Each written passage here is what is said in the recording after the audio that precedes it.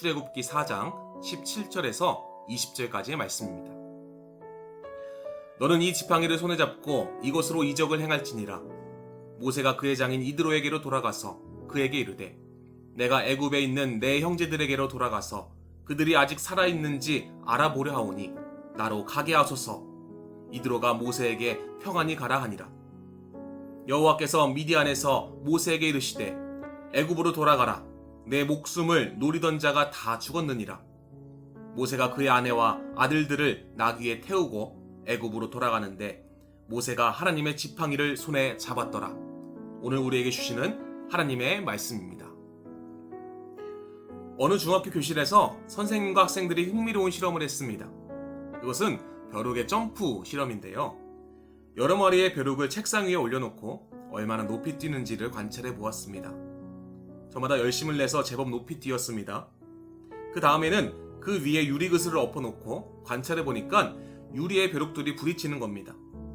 잠시 후에 보니까 그릇에 부딪히지 않을 정도로 낮게 뛰는 것을 발견하게 됩니다. 그 다음에는 그릇을 치웠는데 그 이상 높이 뛰지 않는다는 것을 실험을 통해 발견하게 되었다는 것이죠. 스스로 자신의 한계를 정해놓고 그만큼만 뛰는 것입니다. 이런 벼룩이 똑똑한가요? 멍청한가요? 네, 멍청합니다. 우리 인간도 마찬가지입니다.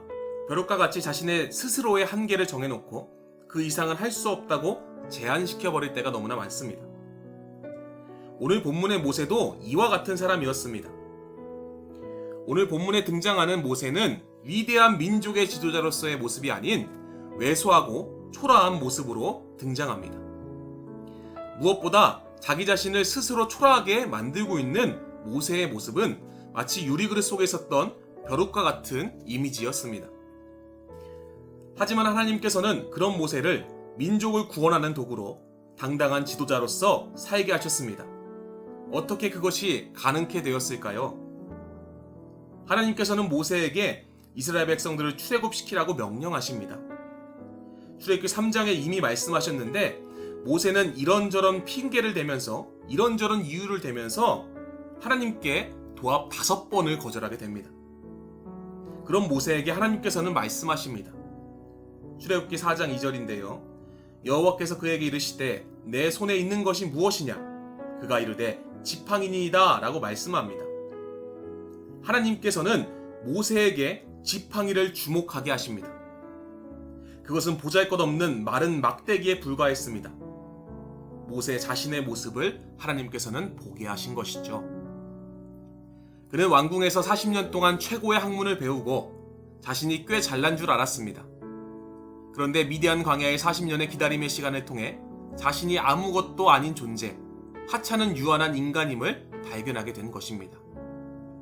하나님이 모세에게 지팡이를 바라보도록 한 것은 그 자신의 모습을 다시 생각하도록 모세에게 깨달음을 주신 것입니다. 정말 보잘것없는 존재, 정말 나약한 존재가 바로 모세였다라는 것입니다. 하나님께서는 이런 모세의 지팡이지만 함께 하시면 하나님이 지팡이가 된다는 사실을 이적을 통해서 보여주십니다. 두 가지 이적인데요. 첫 번째 이적은 지팡이를 던지라고 하니까 뱀이 되고 뱀을 잡으라고 하니까 다시 지팡이가 됩니다. 뱀은 바로왕의 권세를 상징합니다. 바로왕의 왕관에 보면 뱀 장식이 달려 있습니다. 바로왕의 권세가 아무리 강해도 하나님의 능력으로 제압할 수 있다는 것입니다. 두 번째 이적은 손을 품에 넣으라고 하니까 나병이 생기고 다시 손을 넣었다 빼니까 원상대로 회복되어집니다. 나병은 이스라엘의 속박 가운데 고통받고 있음을 의미합니다. 그 가운데서 하나님이 이스라엘을 능히 구원할 수 있음을 또한 회복시켜 주실 수 있음을 보여주신 사건입니다.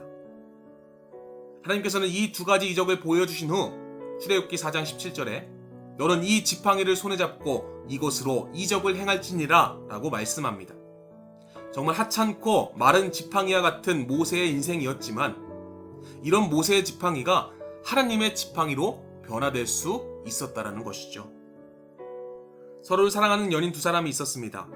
남자가 여자에게 반지를 끼워주며 결혼을 약속합니다. 나는 당신을 진심으로 사랑합니다.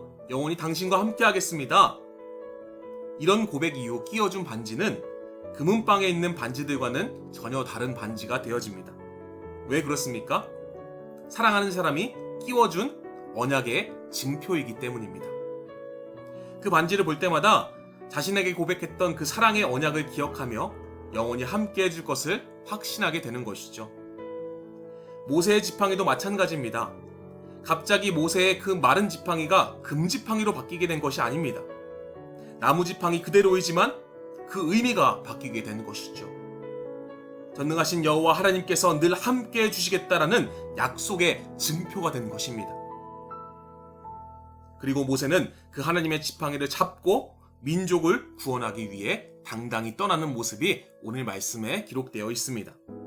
출애굽기 4장 20절에요. 모세가 그의 아내와 아들들을 나귀에 태우고 애굽으로 돌아가는데 모세가 하나님의 지팡이를 손에 잡았더라. 사랑하는 성도 여러분, 지금 내 손에는 무엇이 있습니까? 지금 내 손은 무엇을 붙잡고 있습니까? 혹시 아직까지 세상의 지팡이를 의지하며 잡고 있진 않았습니까? 그 세상의 지팡이가 나의 한계를 결정하고 너는 이런 사람이야, 너는 이거밖에 안 돼 라고 말하는 그 지팡이를 붙잡고 있진 않습니까?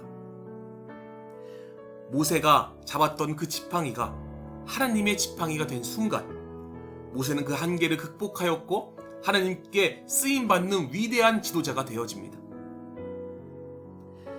우리는 결단해야 될 것입니다. 지금 내 손을 뻗어 여호와 하나님의 지팡이를 잡길 소원합니다.